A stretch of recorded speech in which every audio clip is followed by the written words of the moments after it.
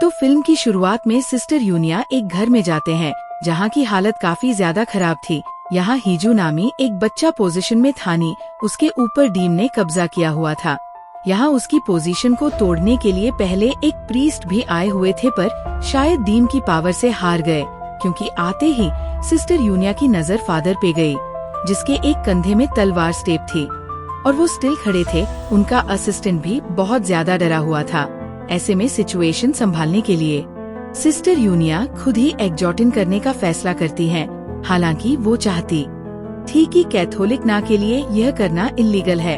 यहाँ पर एक पिक भी मौजूद था जिसके अंदर डीम को कैद करके इस पिक को खत्म करके डीम को खत्म किया जा सकता था।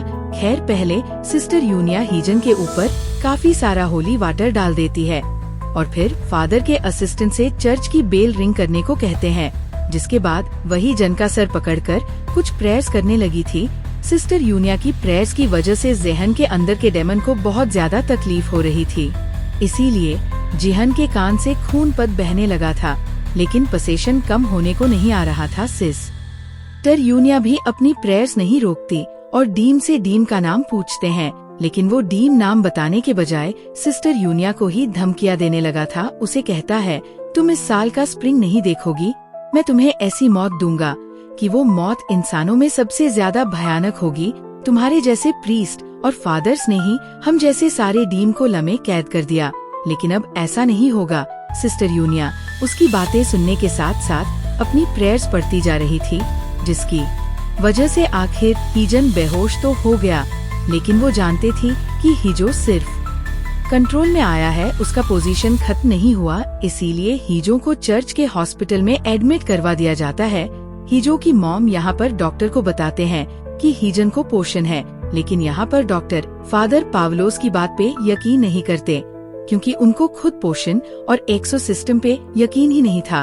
वो इस चीज को नहीं मानते थे कि कोई डेवल एंटिटी या कोई और पावर इंसान की बॉडी पर कब्जा कर सकती है।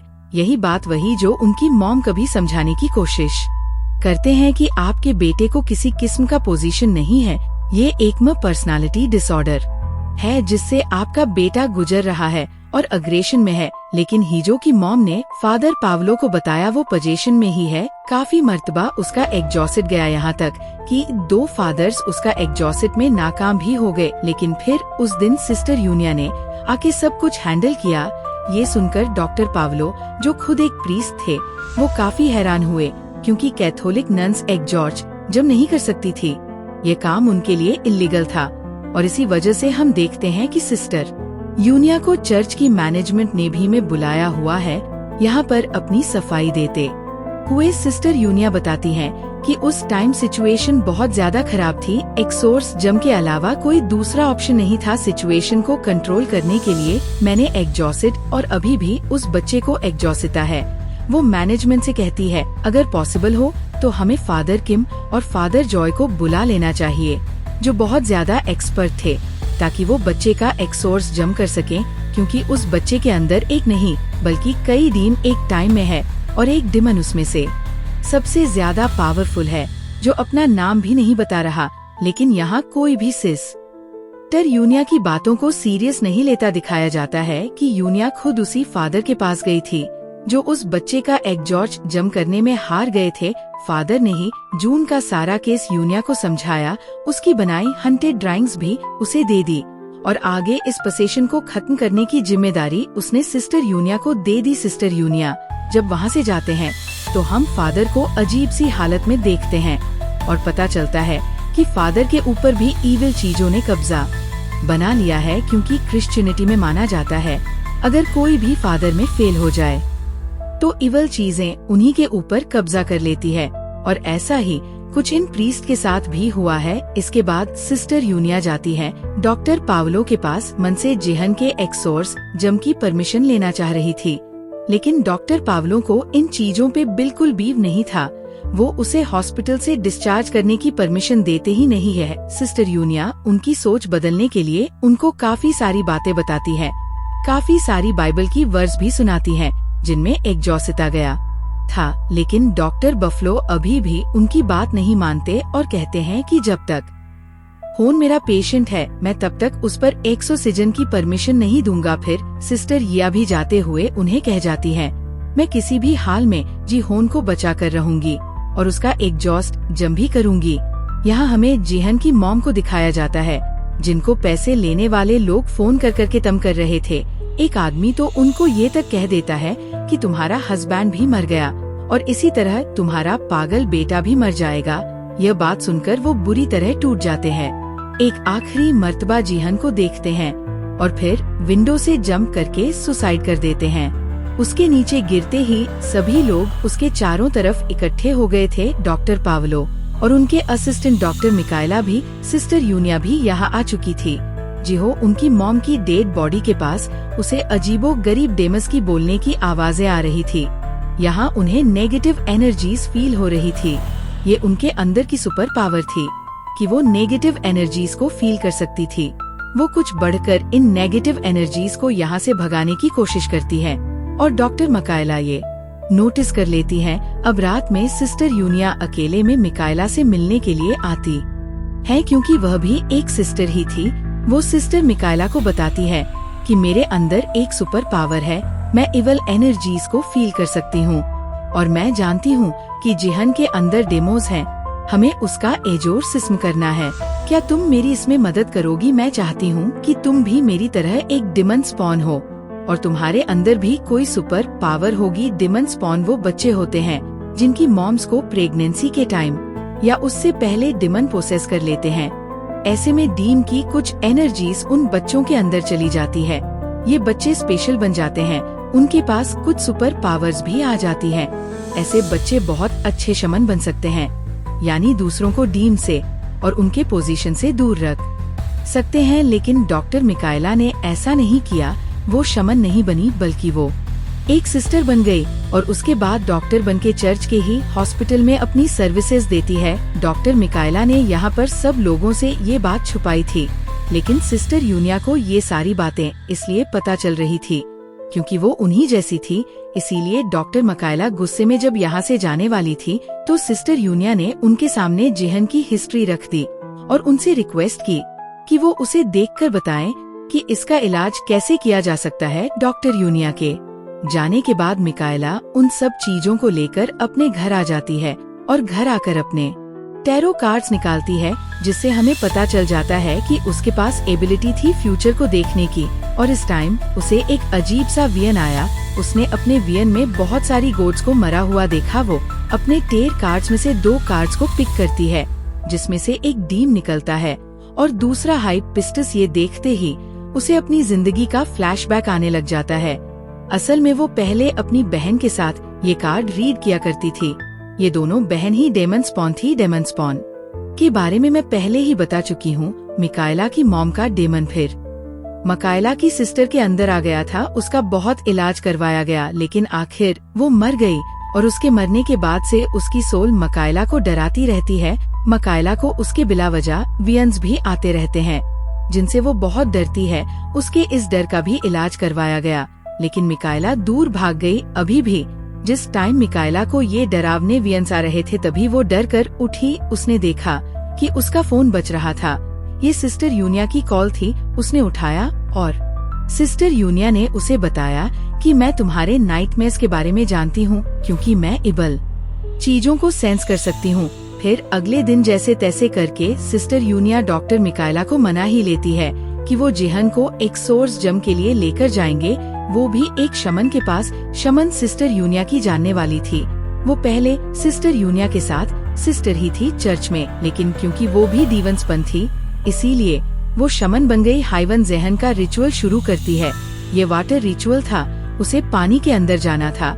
इस रिचुअल में बहुत सारे जानवरों को पिलाया गया था, क्योंकि जिहन के अंदर के सभी डिमस को इन जानवरों में कैद करके इन जानवरों को मारकर उन डीम सन्स को खत्म करना था।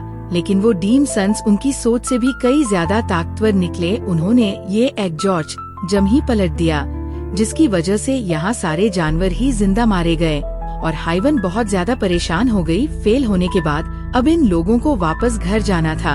ये जब वापस जा रहे थे, तब हाइवन ने सेंस कर लिया कि सिस्टर यूनिया बीमार है।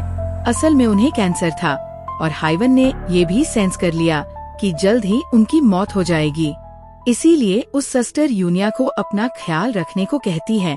ये लोग अब अपने चर्च वापस आ जाते हैं, जहाँ पर सबसे पहले डॉक्टर मिकाएला की क्लास लगा लेते हैं डॉक्टर पावलो, क्योंकि ये दोनों उनकी परमिशन के बगैर ज़हन को एग्जॉस्टेड पावलो कहते हैं। सिस्टर यूनिया का तो पता नहीं, लेकिन आप क्या पागल हो गई थी? क्या आपको भी वो एक्सोर्सिज्म का केस लगता है? वो सिर्फ मेंटल डिसऑर्डर है मिकाइल, याद करो आज से 17 साल पहले तुम्हें भी था। तुम जब यहाँ आई तो तुम्हारा इलाज हुआ और अब तुम ठीक हो। अब तुम्हें वो ड्राउन वियंस नहीं आते। जो बात सुनकर मिकाएला ने कहा, I am sorry doctor Pavlo, लेकिन वो वियंस मुझे आज भी हर्ट करती है, आज भी डराते हैं। वो जैसे ही डॉक्टर पावलो के ऑफिस से बाहर निकली तो उसे एक लेडी मिली जो उसे बताती है कि मैं खुशी खुशी अब अपने बेटे के पास जा रही हूँ। ये कहते ही उसकी पूरी बॉडी खाली हो जाती है और वो एकदम से गायब हो जाती है। टकर डॉक्टर मिकाएला जब उसके रूम में जाते हैं तो पता चलता है कि अभी अभी वो औरत मर गई थी और जिससे उसने बात की वो इस औरत की सोल थी। खैर अब वो घर आ जाती है और घर आने पे उसे बहुत सारी चीजें परेशान कर रही थी। उसे उसके वियंस हंट कर रहे थे और वो जानती थी ऐसा इसलिए है कि वो जी होन की मदद नहीं कर रही। इसलिए वो सिस्टर यूनिया को कॉल करके कहती है कि वो जी होन के एजर्स जम में उनकी मदद करने के लिए तैयार है। ये लोग अब डॉक्टर पावलो के साथ ही जिहान को चर्च के अंदर ले जाते हैं और वहाँ पर उसका एक्सोर्स जम शुरू किया जाता है। सबसे पहले सिस्टर यूनिया होली वाटर उसके ऊपर डालती है, जिससे वो बहुत ज्यादा भड़क जाता है, इतना कि उसने पहले सिस्टर यूनिया का ही गला पकड़ लिया और फिर डॉक्टर पावलो का भी इस डिमन को कंट्रोल करने के लिए। मिकाएला को कुछ समझ नहीं आई और उसने उठाकर एक चेयर जी को मार दी, जिससे उसके अंदर के डिमन थोड़ी देर के लिए रिलैक्स हो गए। ज़हन होश में आ गया और होश में आते ही रोने लगा। उसने यूनिया की मिन्नतें की कि प्लीज मुझे बचा लो, ये डिमस मुझे मार देंगे और मैं मरना नहीं चाहता। आज का एकॉस जमीन का फेल हो चुका था। ज़हन वापस हॉस्पिटल में था। अब डॉक्टर मिकाएला और सिस्टर यूनिया साथ बैठी हुई थी। सिस्टर यूनिया मिकाएला से कहती है, हमें एजोरस जम करने के लिए उस डेमन का नाम जानना है जिसने जिहन के ऊपर कब्जा किया हुआ है। नाम जाने बगैर हम उसका एग्जॉस्ट इजम नहीं कर पाएंगे। इस टाइम डॉक्टर मिकाएला सिस्टर यूनिया के सामने ही कार्ड रेटिंग करती है और उन्हें बताती है कि उन्हें उस डिमन का नाम जानने के लिए और अपने एजोरस जम को परफॉर्म करने के लिए एक तीसरे आदमी की भी जरूरत पड़ेगी। अब निकाला और सिस्टर यूनिया जाती है अपने 2 एक्सपर्ट फादर्स को बुलाने के लिए, लेकिन वो बहुत ज्यादा बिजी थे। उनकी कुछ रिलीजियस रैलीज थी जिनको उन्होंने होस्ट करना था, लेकिन वो सिस्टर यूनिया को ये जिम्मेदारी देते हैं कि वो जिहन का एक्सोर्स जम अच्छे से करे। अगर एक सिस्टर को एक्सोर्स जम करने की परमिशन मिल ही गई है तो लेकिन अभी भी उनको तीसरे आदमी की जरूरत थी और वो ये भी नहीं जान पाए थे कि उस डेमन का नाम क्या है। तो फादर उन्हें हिंट देते हैं कि उस डेमन का नाम किसी जानवर के ही नाम पे होगा। अब मिकाएला के मुताबिक उन्हें जिहन का एग्जॉस्ट जम करने के लिए की ऑफ हेवन भी चाहिए होगा, लेकिन की ऑफ हेवन लेना इनके बस की बात नहीं थी। क्रिश्चियंस के लिए वो बहुत इम्पोर्टेंट होता है। इसी के साथ सिस्टर यूनिया हाइवन से भी मिलने के लिए जाती है और एक और मातबा उसकी मदद मांगती है, लेकिन हाइवन ने अब उनकी मदद करने से मना कर दिया क्योंकि ये उनका बस का काम नहीं था। साथ ही उन्होंने ये भी कहा कि अब लूनर मंथ आने वाला है और इस मंथ में वह बहुत ही ज्यादा ताकतवर हो जाते हैं। इसके बाद ये लोग जब वापस चर्च पहुंचते हैं तो चर्च मैनेजमेंट उनको बुलाती है। सिस्टर यूनिया को बताया जाता है कि उनको अनऑफिशियल एग्जॉस्ट की परमिशन तो मिल गई ही है, लेकिन अथॉरिटीज के मुताबिक उन्हें डॉक्टर पावलो को भी अपने एग्जॉस्ट रखना होगा। तब सिस्टर यूनियन ने कहा, हम डॉक्टर पावलो को साथ कैसे रख सकते हैं, फादर उनका तो एक्सोर सजम पे बिलीव नहीं है। तब फादर ने कहा, मैं नहीं जानता, लेकिन यही रूल है। एक्सोर्स जम में मैं और डॉक्टर पावलो दोनों आप लोगों के साथ होंगे। अब यहीं पर सिस्टर यूनिया उनसे की ऑफ हेवन भी मांग लेते हैं, जिस पर वो कहते हैं कि की ऑफ हेवन उन्हें नहीं मिल सकता और अगर उन्होंने अनऑफिशियली उसे लेने की कोशिश की तो उनकी सारी अथॉरिटी खत्म कर दी जाएगी। लेकिन खुशकिस्मती से अगले दिन मैनेजमेंट उन्हें की ऑफ हेवन भी दे ही देती है, लेकिन इस शर्त पर कि हर हाल में उन्हें एक ही एग्जॉटिन के बाद इस डीवन को हिल में पहुंचाना होगा। चाहे उसके अंदर जीहन बचे या ना बचे, एसोसिस में शुरू कर दिया जाता है। डॉक्टर बाफलो जो भी एक फादर थे, वो भी इन तीनों को ब्लेसिंग्स देते हैं और यूनिया अपने प्रेयर्स पढ़ना शुरू कर देते हैं। इस मर्तबा उसकी प्रेयर्स कुछ ज्यादा असर नहीं कर रही थी क्योंकि डीम सन्स पावरफुल हो चुके थे, लेकिन उसने अपनी कोशिश जारी रखी और फिर डीम को गुस्सा आना शुरू हो गया। डीमंस ने उसे गालियां दी, उसका मजाक बनाया और उसे बताया कि जब तुम पैदा हुई तब भी तुम्हारी मॉम के अंदर मैं ही था। और ये बात यूनिया को पहले ही पता थी कि वो एक डीवन स्पन है, लेकिन ये नहीं जानती थी कि जीहन वाला डीम ही उसकी मॉम के अंदर भी था। वो उससे उसका नाम पूछती है, लेकिन डीमन नाम बताने को तैयार नहीं था। यूनिया उसे कहती है, तुम कमजोर हो, अकेले हो, लेकिन डीम ने बताया, मैं एक नहीं हूँ और हम सबकी पावर मिलकर तुम्हारी सोच से भी कहीं ज्यादा है। वो बताता है कि उसने दुनिया में आने के लिए 233 साल इंतजार किया और इसके बाद वो हर साल इस दुनिया में आता रहा। हर साल किसी न किसी को अपना शिकार बनाकर वो मारता रहा। उसे बच्चे बिल्कुल नहीं पसंद और वो दुनिया के बच्चों को मारना चाहता है। वो बताता है कि वो अभी तक 292 बच्चे मार चुका है। ये बातें बताने का मकसद ये नहीं था कि डीम यूनिया को डरा रहा था, वो सिर्फ यूनिया को डिस्ट्रैक्ट कर था। यूनिया जब उसकी बातें सुन रही थी तभी वो कमरे में हलचल मचा देता है और एक अलमारी यूनिया के ऊपर गिरा देता है। मिकाएला बहुत ज्यादा घबरा जाती है और यूनिया से पूछती है, अब क्या करोगी? वो उससे कहती है, मुझे की ऑफ हेवन दो जो लेकर वो दोबारा अपनी प्रेस पढ़ने लग जाती है, लेकिन इस मर्तबा भी उसके ऊपर ज्यादा कुछ फर्क नहीं पड़ रहा था। थोड़ी ही देर में बाहर हाइमन का असिस्टेंट भी आ गया। इन लोगों की मदद करने के लिए बाहर श्रीमन रिचुअल भी शुरू कर दिया गया। डीमन को भगाने के लिए यूनिया ने मिकाएला से दरवाजा खोलने को कहा जहां से बाहर की आवाजें अच्छी तरह अंदर आ सके और शमन रिचुअल की आवाजें सुनकर अब डीम भी तड़पने लगा। डीम के तड़पने से जीहन की बॉडी बिल्कुल काली पड़ चुकी थी, लेकिन डीम ने भी हाथ नहीं मानी और बाहर बैठे हुए हाइवन के असिस्टेंट के ऊपर, जो कि श्रीमन रिचुअल कर रहा था, उसके ऊपर भी वो चीजें फेंकने लगा और उसे डिस्ट्रैक्ट करने लगा। हाइवन का असिस्टेंट डरा नहीं और उसने अपना काम जारी रखा। उसने रिचुअल तोड़ा नहीं, जिससे अब डीम थोड़ा सा कमजोर होने लगा था। जब हर तरफ हलचल मच रही थी तब यूनिया ने डीवन से कहा, तुम मुझे बस अपना नाम बता दो, मैं वादा करती हूँ कि मैं तुम्हें अपनी बॉडी में ले लूंगी। डीम यूनिया की बात मान लेता है और यूनिया को अपना नाम बता देता है। फाइनली अब यूनिया को नाम मिल चुका था। इसके बाद उसने डीम से कहा, तुम जीहन की बॉडी को छोड़ दो और मेरी बॉडी के अंदर आ जाओ। डीमन जैसे ही जीहन की बॉडी को छोड़ता है, यूनिया को एक विजन आता है जिसमें वो और जीहन स्पिरिचुअल वर्ल्ड में थे और स्पिरिचुअल वर्ल्ड में जीहन उसे शुक्रिया कह रहा था। इतनी देर में यहाँ बहुत तेज हलचल मचना शुरू हो जाते हैं। हर चीज टूटने फूटने लगती है और आग लग जाती है क्योंकि डीम जीहान की बॉडी को छोड़कर यूनिया की बॉडी आ रहा था। जुनिया कमजोर पड़ चुकी थी।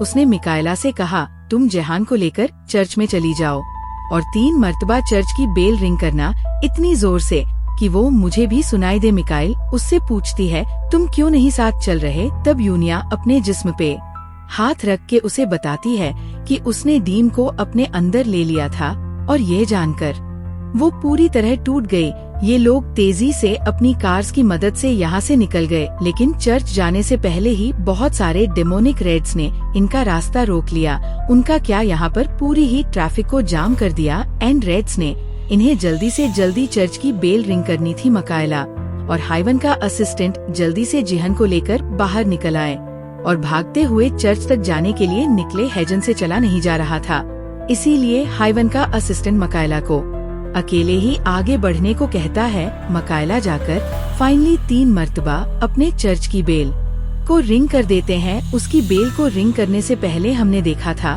कि जॉन का जिस्म डेमोनिक पावर्स की वजह से बिल्कुल काला पड़ने लगा था, लेकिन बेल रिंग करने के बाद उसकी बॉडी दोबारा से ठीक हो गई, जिसका मतलब था कि उसके अंदर के डेमोस ने उसे छोड़ दिया है। मिकाएला अब चर्च के अंदर जीहन को छोड़कर औरन यूनिया की मदद करने के लिए पहुँचते हैं। यहाँ हमें दिखाया जाता है सिस्टर यूनिया ने अपनी बॉडी के ऊपर की ऑफ हेवन रख के डीम को अपने अंदर ही सील कर दिया था और अपनी बॉडी में डीम को सील करने के बाद वो आग के अंदर चली गई। उसने सुसाइड कर ली, अपने आप को मार दिया, अपने आप का सैक्रिफाइस दे दिया और उसके साथ ही डीम भी मर गया। वो जानती थी कि कैंसर की वजह से वो पहले ही मर जाएगी, इसलिए उसने डीम को खत्म करने के लिए जेहान के बजाय अपनी जान को खतरे में डालने का फैसला किया। और ये बात मिकाएला को पहले नहीं बताई। डीवन के खत्म होने के बाद हमें दिखाया जाता है कि अब फादर पाउलो का भी माइंड बदल गया था। वह भी एग जॉर्ज, जम और पोषण पे यकीन रखने लगे थे। वह उस जली हुई बिल्डिंग से मिलने वाली की ऑफ हेवन अपनी मैनेजमेंट को दे देते हैं। और कहानी के लास्ट सीन में हमें मिकाएला और जीहन को दिखाया जाता है, जो एक लंबे सफर में निकल रहे थे इस इरादे के साथ कि वह दुनिया में मौजूद बाकी 12 डीम को ढूंढकर मार डालेंगे, उन्हें हिल में पहुंचा देंगे। और बस इनके इसी सफर को दिखाते हुए ये मूवी यहाँ खत्म हो जाती है।